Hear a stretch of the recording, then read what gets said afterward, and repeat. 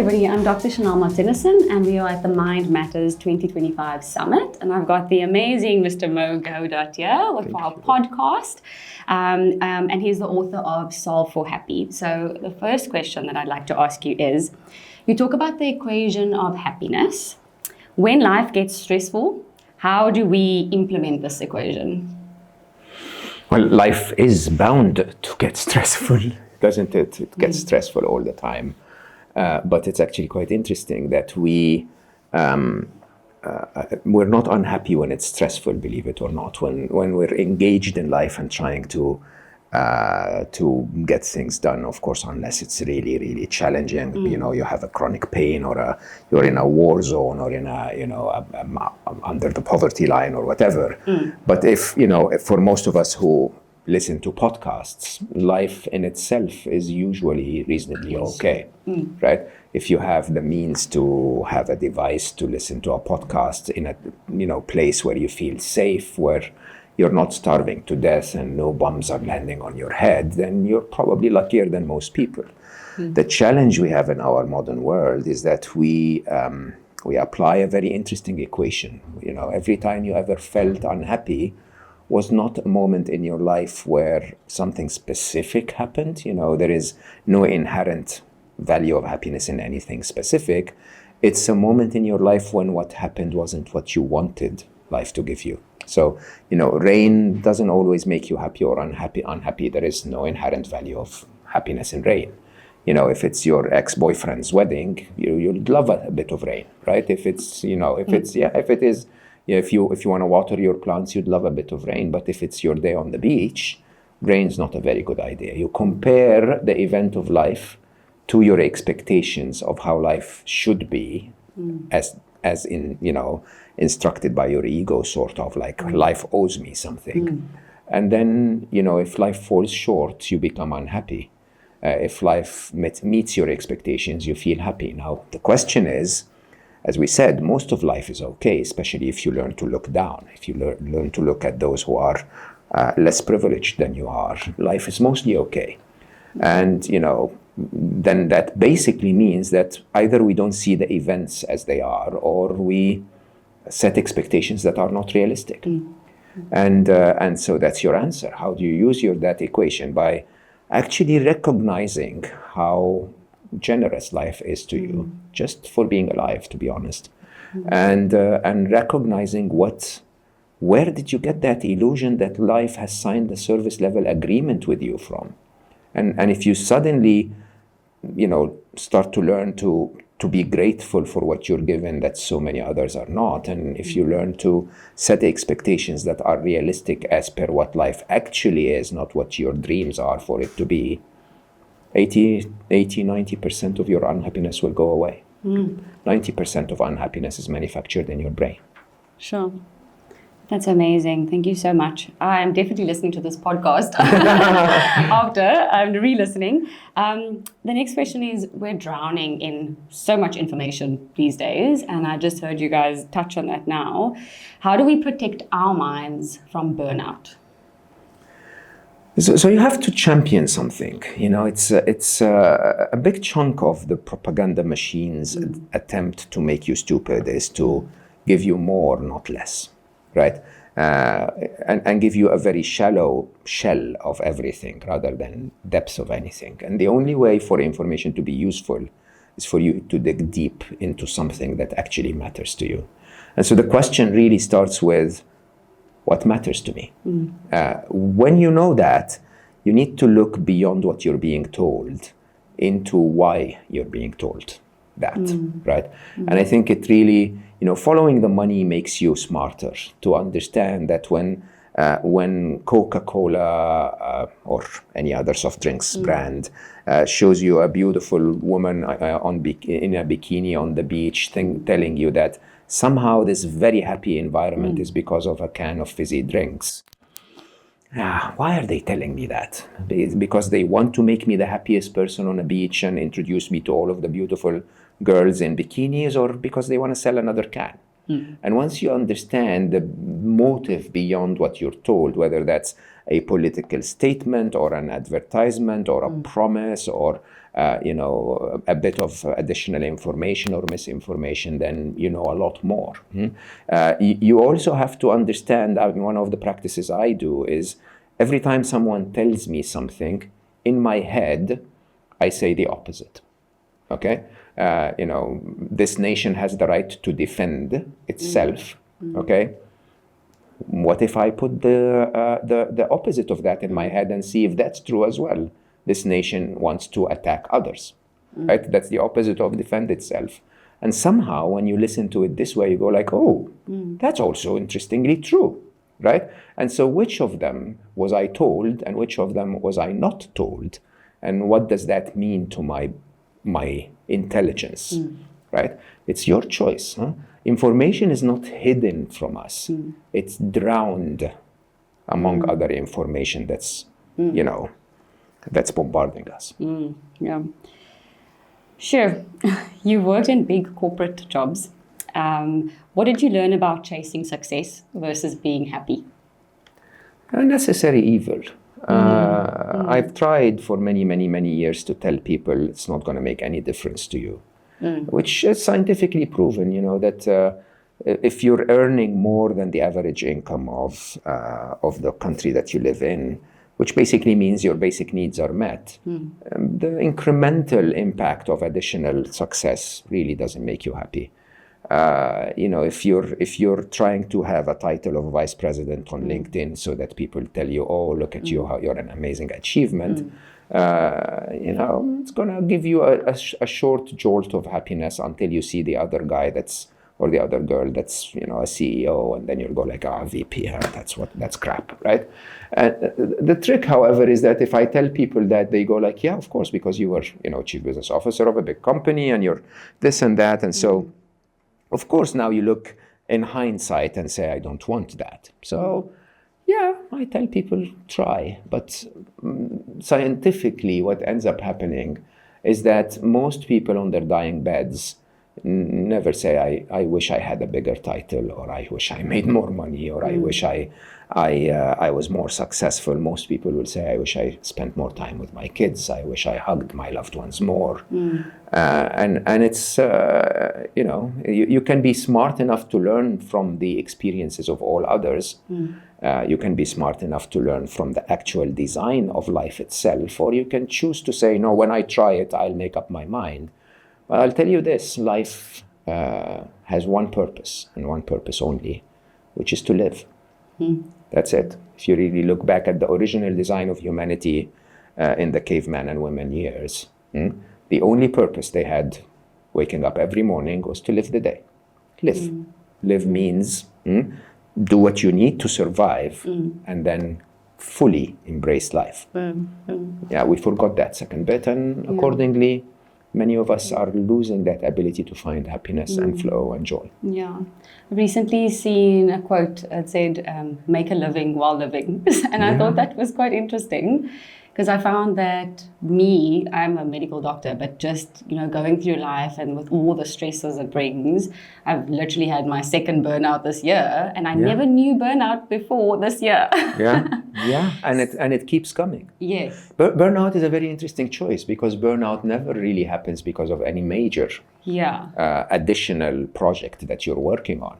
Burnout normally happens when your partner or your friend goes like, hey, and you go like, don't hey me today, like, can't take anymore, right? It's always, an aggregation of a million little things, and then one more comes in.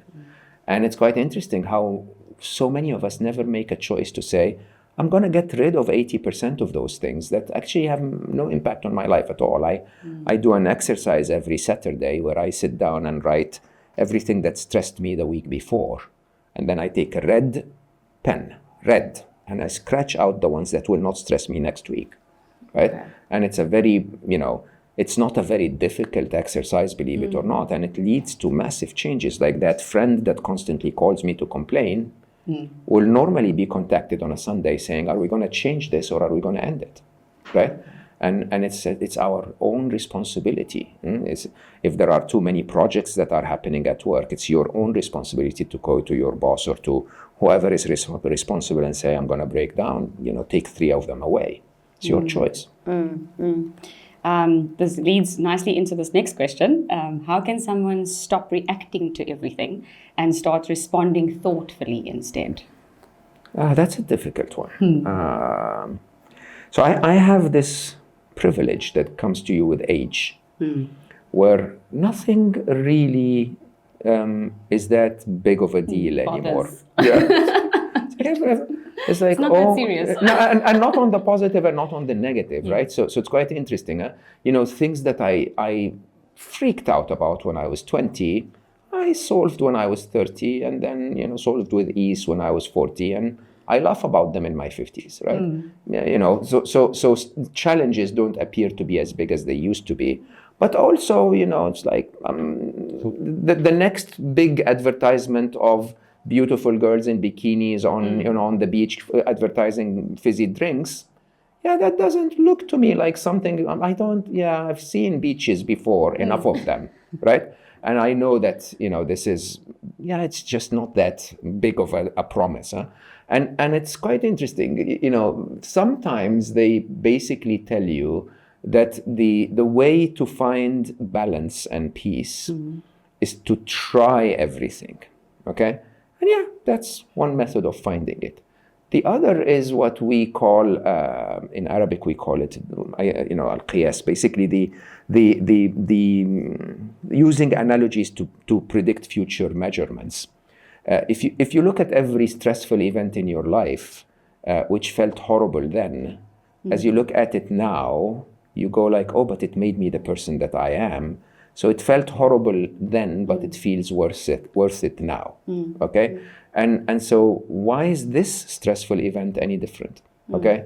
It's going to feel horrible now, but it's going to feel valuable and worth it then.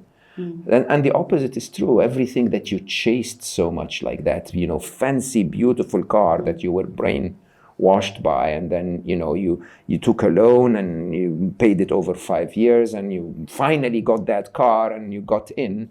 And 2 days later, you just kept looking at the road. The car blurred back in out of sight, basically. And all that you felt of it really was the burden of the rent or the lease that you're paying, right?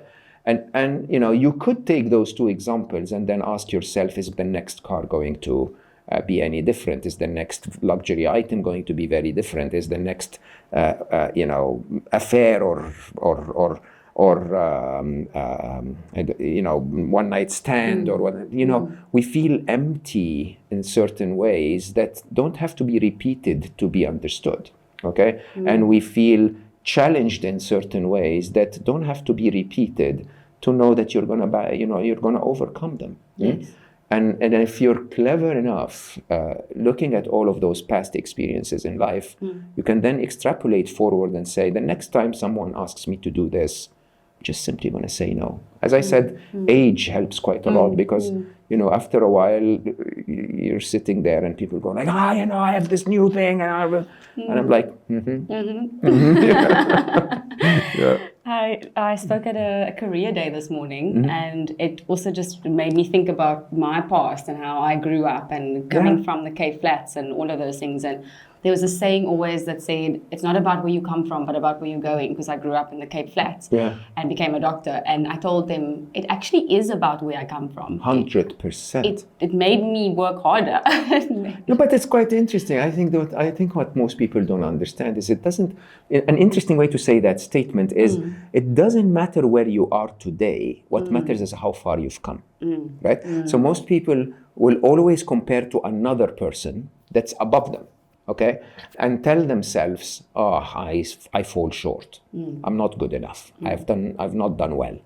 But maybe they were born to a very rich family. They had a very advantageous education. They had, investment in their first business. They had whatever. Okay, and you didn't. And then if you actually measure the incremental improvements you've done in your life so far, you're way further than they are. As a matter of fact, if you continue on that trajectory, you're probably better You'll probably be better, and your children will be better than them, right? And it's quite interesting how we keep torturing ourselves around, I haven't made it. My neighbor has done better, right?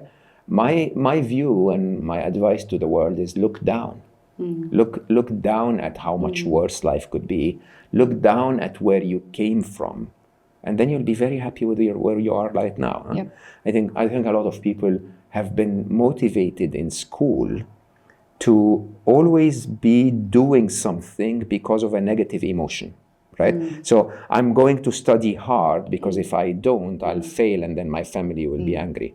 No, I had my wonderful child when he was young, Ali, come to me one day scoring a B in mathematics. And Ali was very good in math, and I'm a serious math geek. And so I was very upset. I was like, Ali, why? Like, why wouldn't you score an A? Okay, I'm motivating him by the bad emotions. Like, this is not you. Doesn't stand for you. And I said, and he said, Papa, do you wanna ask me about the math that we studied? And I said, what do you mean? And he said, you know very well that I'm very good at that. And I was like, yeah, but why did you fail the exam? I mean, why did you score a B in the exam? And he said, would you have rather that I didn't learn the math and scored an A, like the typical student, just know what the teacher wants to ask and answer it?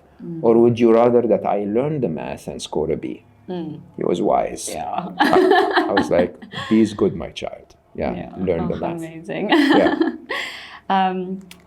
There's one last question, but while you were speaking earlier, I was just thinking to ask you, because you guys touched on AI and artificial intelligence, so this is a little bit off this topic, but I was wondering what you think about music being made with artificial intelligence and the feelings that it evokes. I don't know if you've come across any music being made 100%. Using AI. Yeah, I've been an advocate of how the world is going to change for quite a bit of time now. Since 2018, I've been very public about it. And one of the funniest things that we used to get as an AI scientist myself was, there are human ingenuity that's never going to be part of AI. And I used to laugh because, in a very interesting way, the thing that most people don't know about AI today is that it is so identical to neural networks that happen in our brain that anything that the brain is capable of doing is probably going to be done by AI. Now, here's the question. Is music just a set of tones organized in an interesting way? In one way, yes. Just like a meal is some ingredients cooked in a certain way, but your mom's meal is different. Okay? It's just so interesting, isn't it? Same ingredients. Same exact ingredients, huh? And I find that quite interesting. I had a very famous pianist, Ludvigo de... oh my God, I'm sorry I forget the name. A very famous pianist come on my podcast one day, and I asked him and I said, "Why do I feel things when I listen to your music?" And he spoke for an hour, literally nonstop. He was like, "When I was young, my mom would be doing things at home while I'm listening to music, and then I would associate the tunes." With the different feelings. So basically, fried cheese seems to me like the key of E or something like that. And I found that fascinating. And he basically said, within my emotions, I built those vocabulary of notes. And so when I'm excited, I use that vocabulary I learned from my emotions, not from my training as a pianist. And it just feels like what I felt. I found that fascinating, right? So is AI going to make music that's, technically better than humans? For sure. I mean, they can easily simulate the guitar being played better than any human, faster than any human can play. But will we feel it the same way? Yeah, sometimes we will be fooled. But often, when it comes from a real human with a real emotion, we will feel the emotion, we'll feel the human connection. It's a bit like... a Bentley versus a Toyota.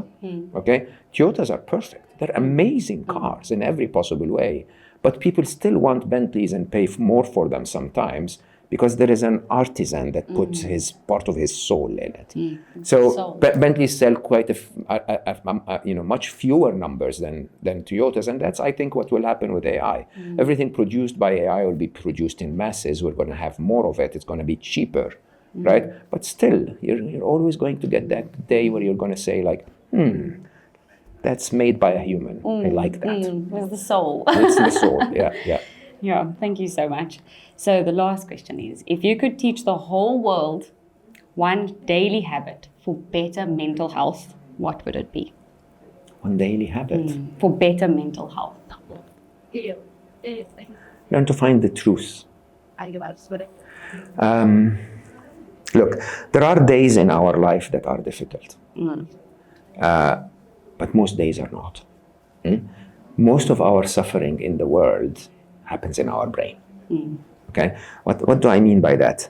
Let me say, most unhappiness happens because you're either looking at the past and regretting and feeling shame and feeling deceived or whatever, or looking at the future and feeling worried or anxious or whatever, right? Past and future don't exist. You're always here and now. And the interesting thing is that if your brain has the intellectual bandwidth to think about the past, recreate it in your mind so that you feel bad about it. If it has the intellectual bandwidth to look into the future and worry about something that's going to happen after tomorrow, then by definition, that means that right now is okay.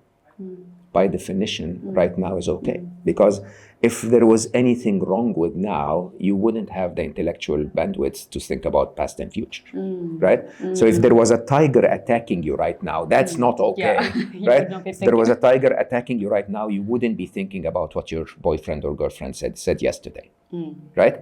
And so that evidence in itself makes you get anchored to the reality of here and now.